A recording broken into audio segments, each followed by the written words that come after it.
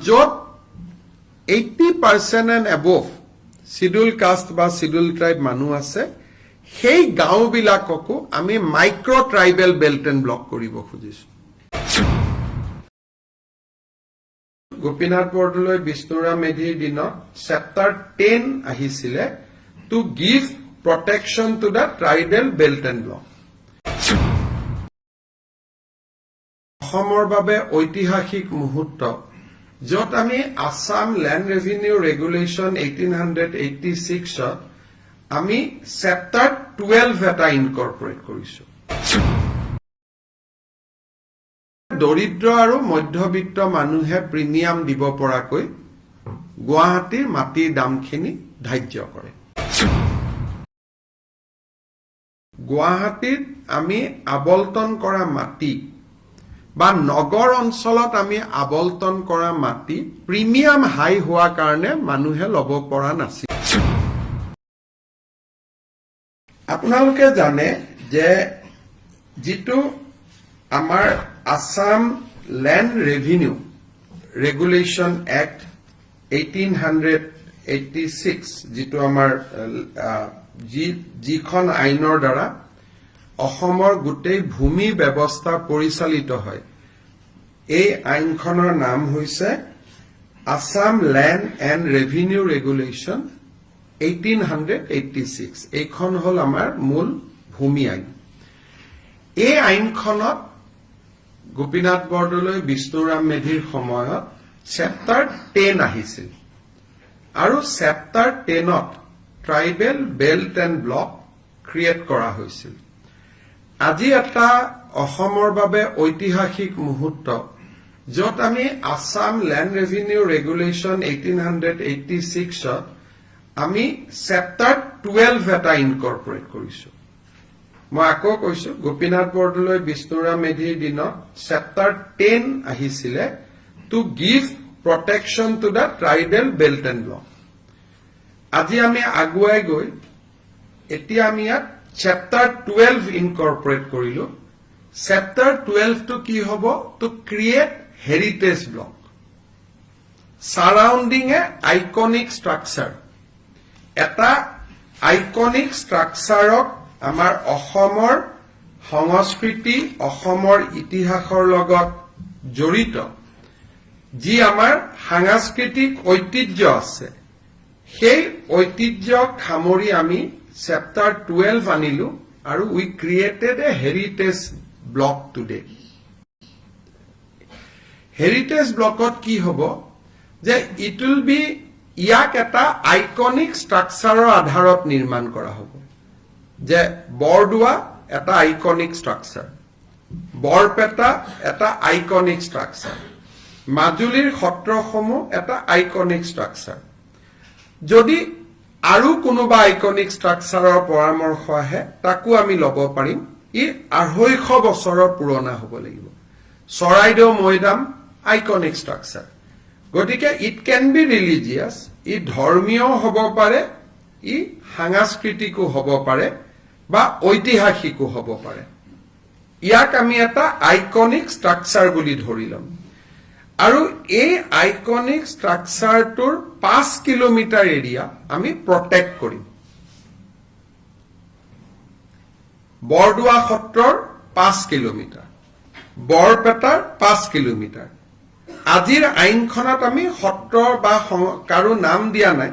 আমি কৈছো চৰকাৰে হেতু ডিক্লেয়াৰ কৰি থাকিব পাৰিব লিষ্টখন বঢ়াই থাকিব পাৰিব খালি কন্ডিশন এটা ই 250 বছৰৰ পুৰণা হ'ব লাগিব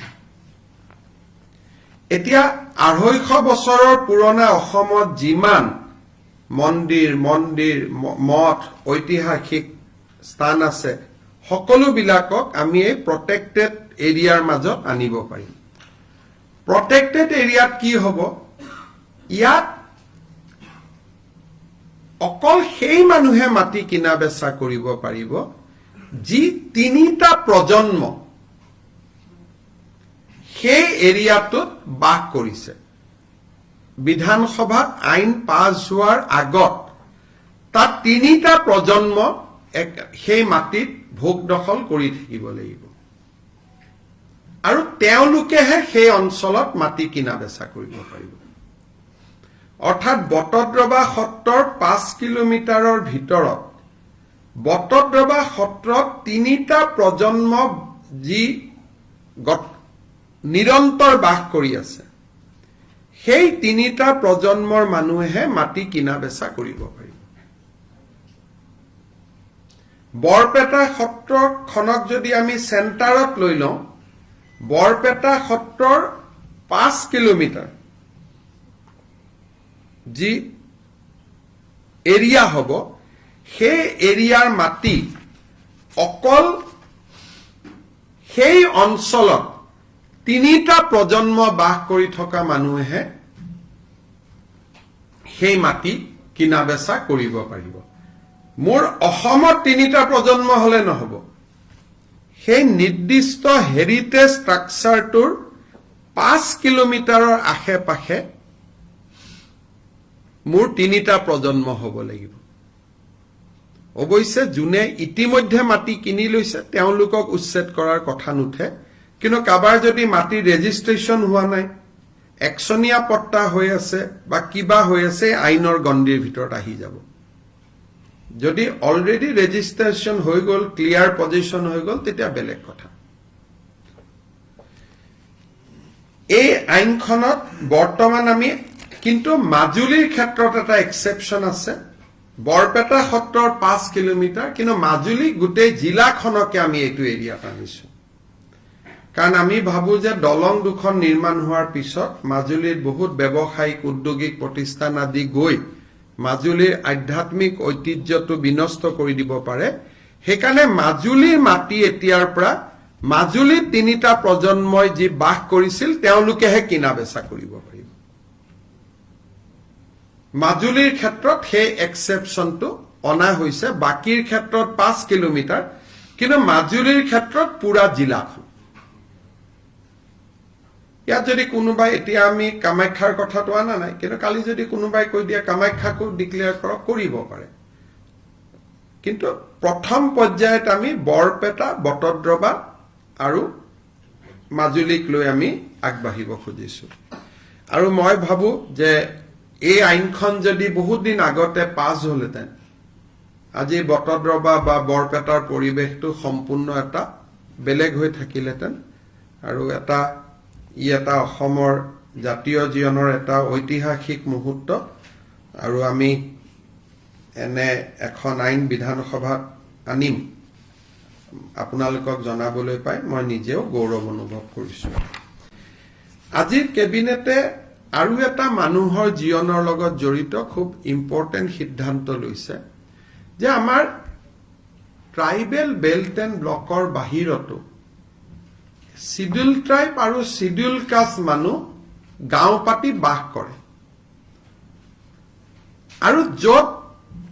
80% এণ্ড এবভ শিডিউল কাষ্ট বা শিডিউল ট্ৰাইব মানুহ আছে, সেই গাঁওবিলাককো আমি micro tribal belt and block কৰিব খুজিছো, যাতে শিডিউল কাষ্ট আৰু শিডিউল ট্ৰাইব মানুহৰ মাটিৰ অধিকাৰ ইনটেক্ট হৈ থাকে। তাত প্ৰটেক্টেড ক্লাছে সুবিধা পাব মাটি কিনা বেচা কৰাৰ কাৰণে, that is a different thing. কিন্তু শিডিউল ট্ৰাইব আৰু শিডিউল কাষ্ট গাঁওবিলাকক আমি tribal belt and block declare কৰিব খুজিছো। আৰু এই গাঁওখিনি কোনখিনি গাঁও মাইক্ৰ ট্ৰাইবেল বেল্ট ব্লকত আহিব বিচাৰিব, আমি ৰাইজৰ পৰাই আবেদন খুজিম, আমি জোৰ কৰি নকৰো। এই গাঁওখিনি আইডেণ্টিফাই কৰাৰ কাৰণে আমি এখন কেবিনেট কমিটি কৰি দিছো, য'ত ৰনোজ পেগু, উৰ্ষা গৌৰা ব্ৰহ্ম আৰু পীযুষ হাজৰিকা কমিটিখনত থাকিব। আৰু 15 ছেপ্টেম্বৰৰ ভিতৰত এই কমিটিখনে গাঁওখিনিৰ নাম আমাক দিব, আমি যাতে নটিফাই কৰিব পাৰো। থাৰ্ড, মাটিৰ লগতে জড়িত মিছন বসুন্ধৰা 2ৰ সময়ত গুৱাহাটীত আমি আবলটন কৰা মাটি বা নগৰ অঞ্চলত আমি আবলটন কৰা মাটি প্ৰিমিয়াম হাই হোৱাৰ কাৰণে মানুহে ল'ব পৰা নাছিলে। যাতে দুখীয়া দৰিদ্ৰ মানুহেও মাটিখিনি ল'ব পাৰে, মিছন বসুন্ধৰা 3-2 অক্টোবৰত আৰম্ভ হ'ব। তাৰ আগতে যোগেন মহান আৰু অশোক সিংঘালৰ নেতৃত্বত আমি এখন কমিটি কৰি দিছো তেওঁলোকে যাতে দৰিদ্ৰ আৰু মধ্যবিত্ত মানুহে প্ৰিমিয়াম দিব পৰাকৈ গুৱাহাটীৰ মাটিৰ দামখিনি ধাৰ্য কৰে গুৱাহাটীত চৰকাৰী মাটিত বাস কৰি থকা মানুহ ডিব্ৰুগড় তিনচুকীয়া তেজপুৰ গাঁৱত আমাৰ 1000 টকা ফিক্সড আছিল কিন্তু টাউনত প্ৰিমিয়ামটো মাৰ্কেট ভ্যালুত আমি লব খোজা কাৰণে বহুত মানুহে মাটিটো লব পৰা নাই সেইকাৰণে দৰিদ্ৰ আৰু মধ্যবিত্ত মানুহে লব পৰাকৈ আমি মাটিৰ প্ৰিমিয়াম ৰেটটো আমি ধাৰ্য কৰিব খুজিছো আৰু তাৰ কাৰণে মন্ত্ৰী অশোক সিংঘাল আৰু আমাৰ মন্ত্ৰী যোগেন মহানক দায়িত্ব দিয়া হৈছে